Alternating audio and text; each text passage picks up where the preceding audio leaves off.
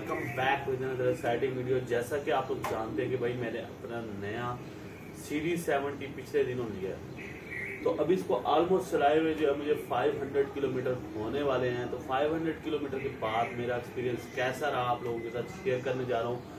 सबसे पहले तो यहाँ पे बात करें चेंजेस को लेकर। इस बाइक के अंदर जो चेंजेस आई थी वो 101 चेंजेस आई थी। आप लोग जानते हैं कि इंजन के अंदर भी चेंजेस की गई थी, प्लस बॉडी के अंदर भी चेंजेस की गई थी। जैसे कि मेन चेंजेस है यहाँ पर इसकी नंबर प्लेट साइड पे आई थी कि नंबर प्लेट के अंदर जो है वो प्लास्टिक की अब बॉडी ऐड कर दी गई थी, तो ये भी इसके अंदर चेंज देखने को मिला था। ओवरऑल सीट्स बहुत कंफर्टेबल कर दी गई थी। नट बोल्ट वगैरह का भी जो है ना मेजर चेंज आया था, और उसके साथ साथ जो है इंजन के अंदर आपको बहुत बड़े चेंज देखने को मिले थे।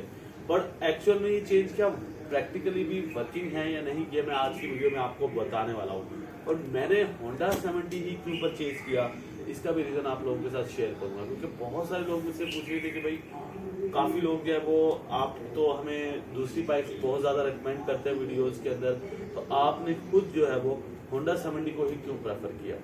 तो बिना टाइम वेस्ट के चलते हैं वीडियो की तरफ। अगर वीडियो अच्छी लगी तो लाइक एंड सब्सक्राइब जरूर कीजिएगा। तो स्टार्ट करते हैं सबसे पहले चेंजेस को लेकर। क्या ये एक्चुअली में प्रैक्टिकली भी चेंजेस इम्प्लीमेंटेड भी हैं या नहीं। तो आप लोगों को बताते हैं जो इंजन में चेंज किया गया है, जिसके अंदर काफी ज्यादा चेंजेस लेके आए हैं। पिस्टन चेंज कर दिया, उसके अंदर कार्बोरेटर चेंज कर दिया, और छोटी मोटी दीगर हमें इंजन में काफी सारे चेंज देखने को मिले। तो उन चेंज का जो पर्सनली मुझे इम्पैक्ट नजर आया है, मुझे एवरेज के अंदर बहुत अच्छा इम्पैक्ट नजर आया है। जैसे कि मैंने एवरेज टेस्ट आउट भी की, मुझे 72 से लेकर 75 के लगभग गियर एवरेज देखने को मिले। और इसको मैंने एक दफा नहीं 2 दफा टेस्ट आउट किया है। इंशाल्लाह मैं अगली दफा जो है ना आपको बिल्कुल 1.5 लीटर की बोतल में जो है ना वो डायरेक्टली कनेक्ट करके वो भी इंशाल्लाह एवरेज चेक करवा दूंगा कि कितनी एवरेज आई है। बट मुझे यहाँ पर जो एवरेज जो है वो काफी अच्छी देखने को मिली है, 72 से 75। तो मेरे ख्याल में होंडा की 70 में पहले हमें इतनी ज्यादा एवरेज देखने को नहीं मिलती थी, तो आई थिंक सो यहाँ पर बड़ा इम्प्रूव आया है एवरेज के अंदर इस नए इंजन टेक्नोलॉजी की वजह से। उसके साथ यहाँ पे बात करूँ कि इसकी स्मूथनेस कितनी हो गई है। स्मूथनेस इस बाइक की काफी इम्प्रूव्ड हो गई है। मैंने इसको 70 तक 80 तक भी लेकर गया हूँ, बट मुझे कोई भी वाइब्रेशन फील नहीं हुई। अब ये मैं नहीं जानता कि ये नया बाइक है तो इस वजह से ऐसा हो रहा है, बट काफी हद तक मुझे यहाँ पर रिस्पॉन्सिव लगा है बाइक के अंदर किसी भी किस्म का वाइब्रेशन मुझे फील नहीं हुआ।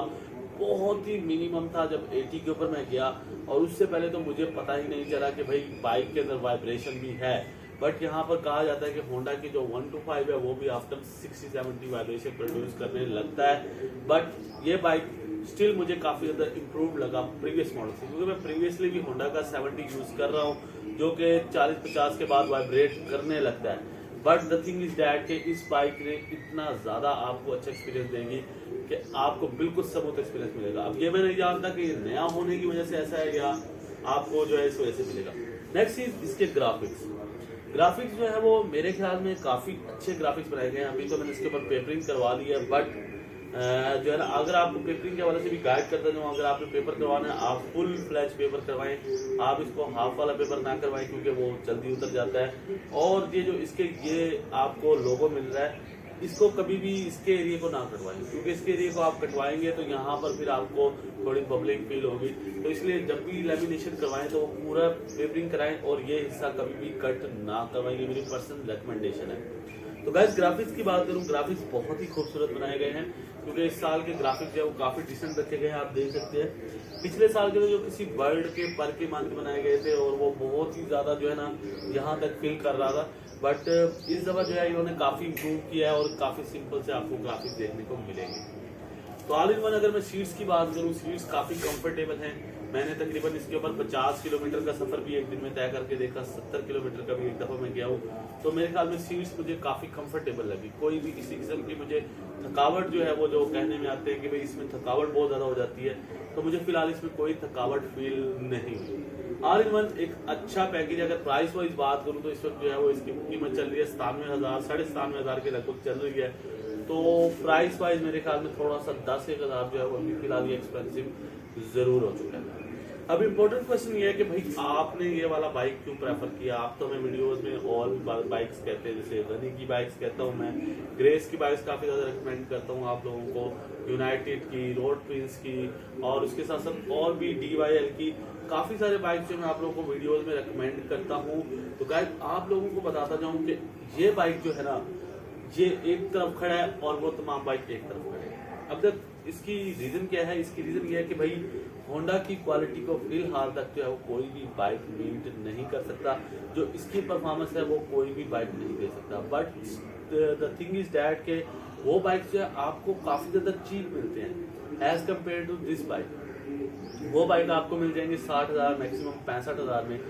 जो प्राइस डिफरेंस है मैं उसके ऊपर बात करता हूँ, इसी वजह से वो बाइक मुझे ज्यादा वैल्यू फॉर मनी रखते हैं कि डिफरेंस इतना ज्यादा नहीं है। ऑल्दो आपको थोड़ा बहुत डिफरेंस जरूर मिलता है बाइक्स के अंदर, बट इतना बड़ा डिफरेंस नहीं है जितना प्राइस का बड़ा डिफरेंस है। इसीलिए मैं उन बाइक्स को समटाइम बेटर कह रहा होता हूँ, क्योंकि उनके अंदर जो प्राइस फैक्टर है वो बहुत बड़ा है। अब रीसेल के पॉइंट ऑफ व्यू से बात करें, अगर आप ये 1 साल चलाते हैं और इसको बिल्कुल आप साफ सुथरा रखते हैं, कोई मसला नहीं होता, तो ये रीसेल आपको बहुत जबरदस्त देगा।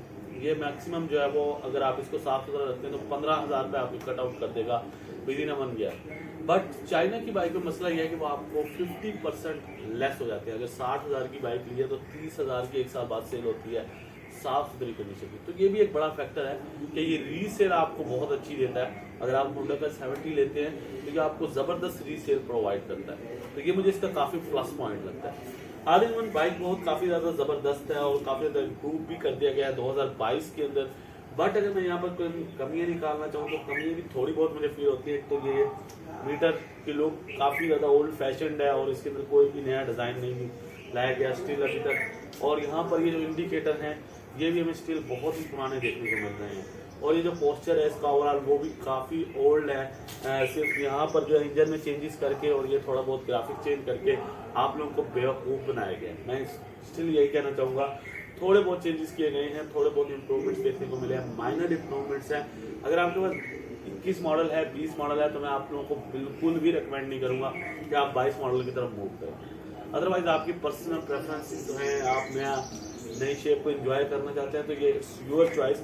बट मैं आप लोगों को रिकमेंडेड बिल्कुल भी नहीं करूंगा क्योंकि इसके अंदर कोई मेजर अपडेट नहीं है। जो एक से एक चेंजेस की बात की है तो वो थोड़ी बहुत आपको फील जरूर होंगी, थोड़ा सा एवरेज बेहतर मिल जाएगा। बट ऑल इन वन कोई जरूरत नहीं है कि आप नए मॉडल की तरफ स्विच करें।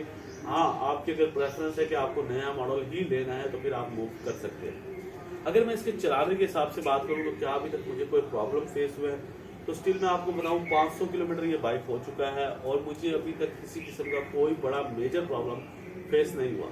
अल्टीमेटली थोड़ा बहुत मुझे ब्रेकिंग में और थोड़ी सी बबलिंग वगैरह फील हुई है जो मैंने अभी एडजस्ट करवा दी है। तो उसके अलावा मुझे कोई इसमें मेजर फ्लॉज जो है वो देखने को नहीं मिला। तो फाइनली मैं आप लोगों को यही रिकमेंडेशन देना चाहूंगा, अगर आपके पास पुराना मॉडल मौजूद है तो आप इसको इसलिए अपग्रेड ना करें कि इसमें कोई बहुत बड़े चेंज आए। थोड़े मोटे चेंज जरूर आए हैं लेकिन बहुत बड़े चेंज आपको देखने को नहीं मिलेंगे।